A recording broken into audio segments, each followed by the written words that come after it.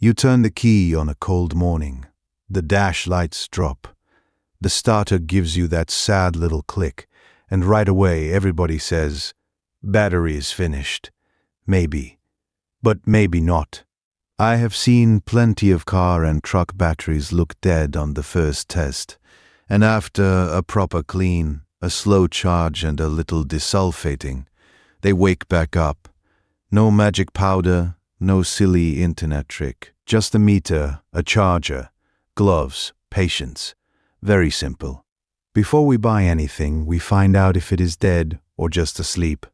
Before we touch the charger, there is one assumption about batteries that costs people money every single week. I am that guy in the garage who hates throwing parts at a problem.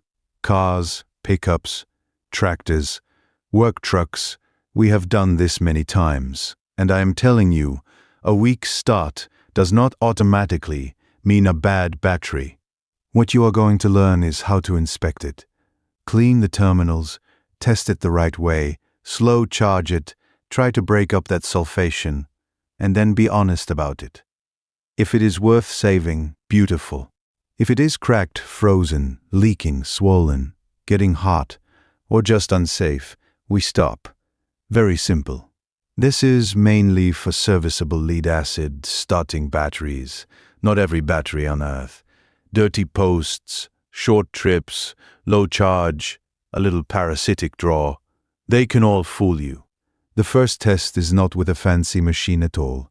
It is with your eyes, your nose, and a little common sense. Set that battery on a solid bench or on the floor where it cannot tip, and make sure you have air moving around it. Garage door open.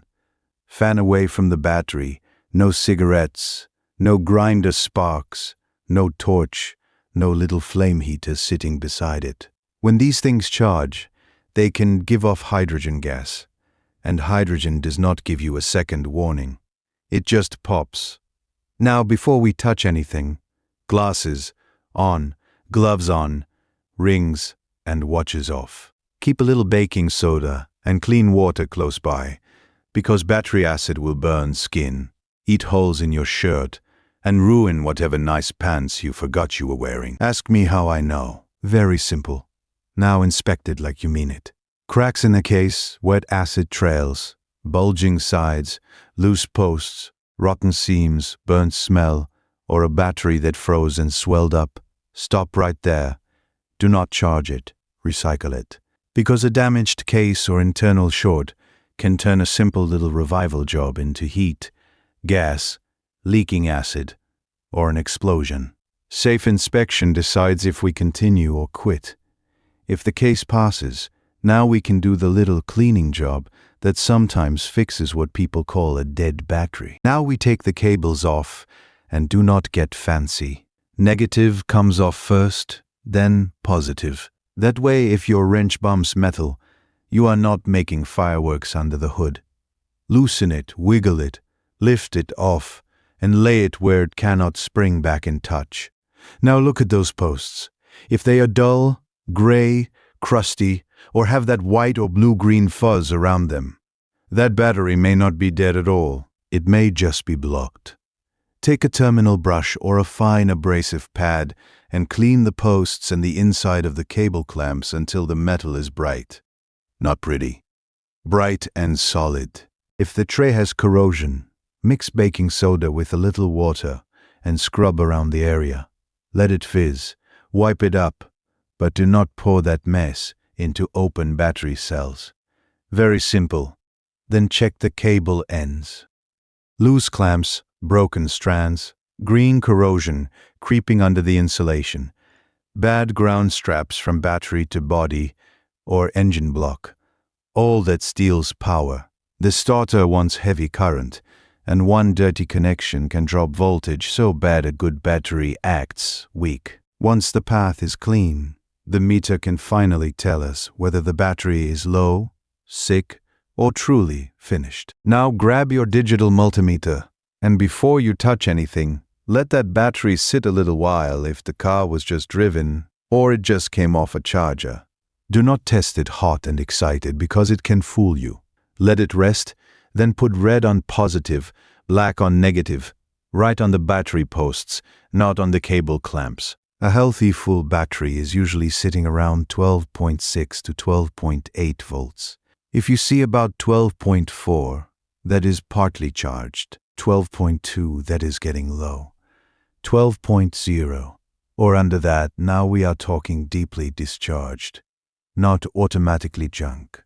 Just tired, sleeping. Maybe it can be woken up. But listen close, because this is where people mess up.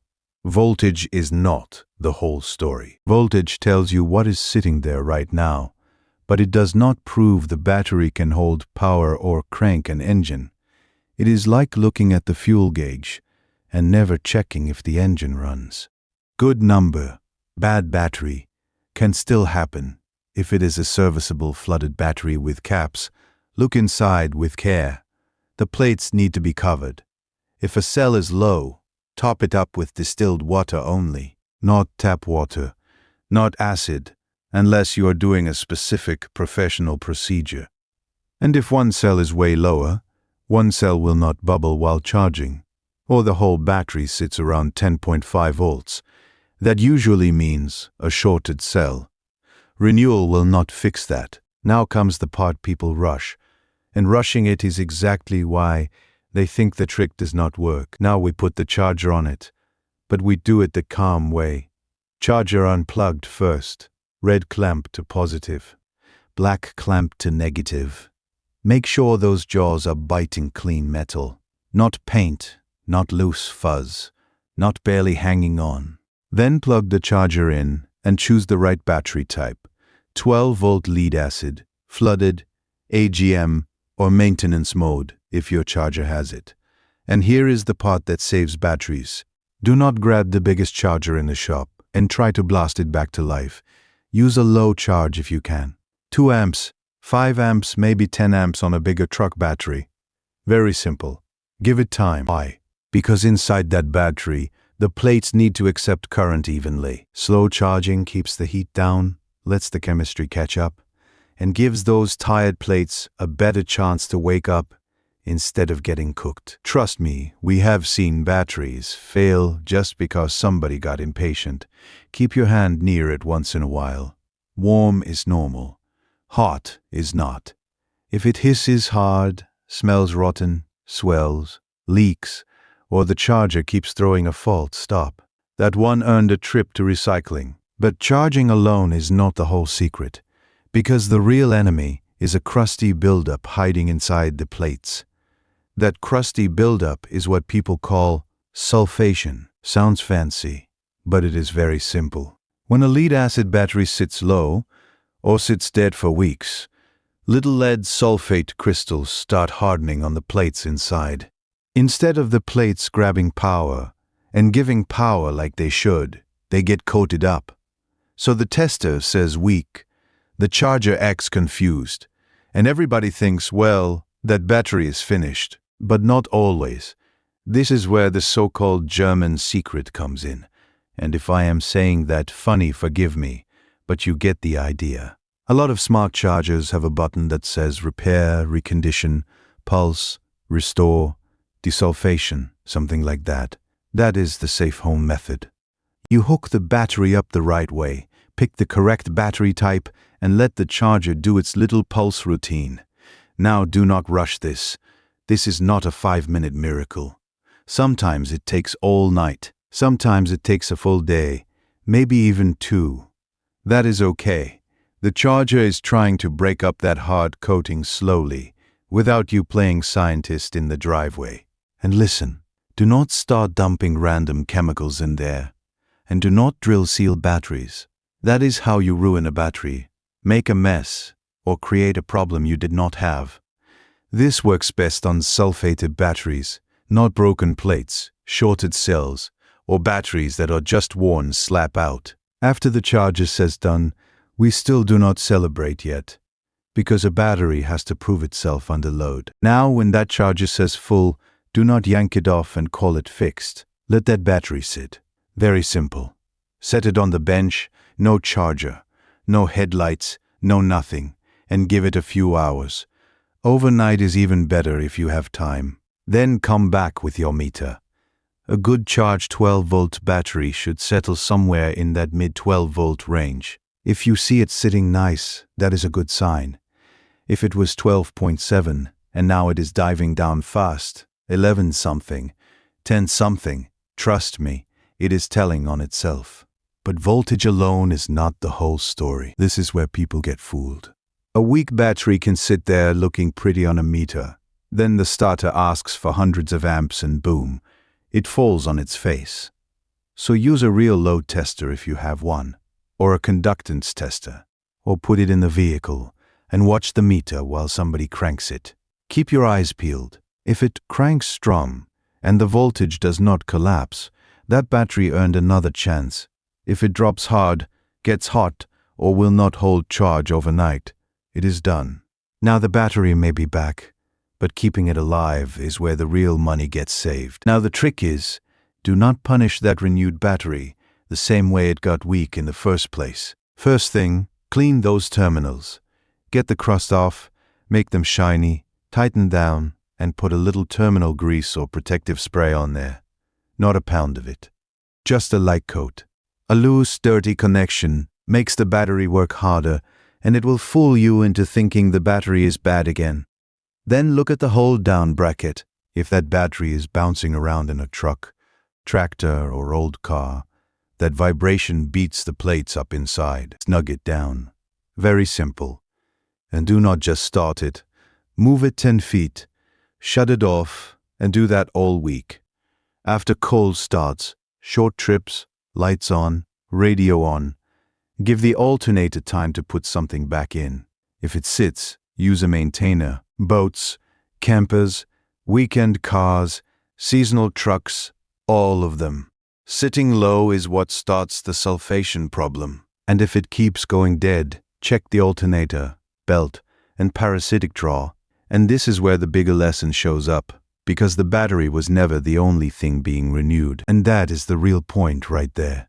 The enemy is not the battery store. It is not the price tag. It is not even the old battery sitting there looking ugly and tired. The real villain is guessing. If you guess, you throw money at parts. If you test, you know. You inspect it, clean it, measure the voltage, charge it slow, desulfate it if it is the right kind of problem, then load test it. Very simple, step by step. And listen, some batteries are done. Plates shorted, case swollen, voltage will not hold, hot smell, that kind of thing. Do not play hero with that. A good mechanic gives it one fair chance, then believes the evidence. So now we can finally answer the question we started with.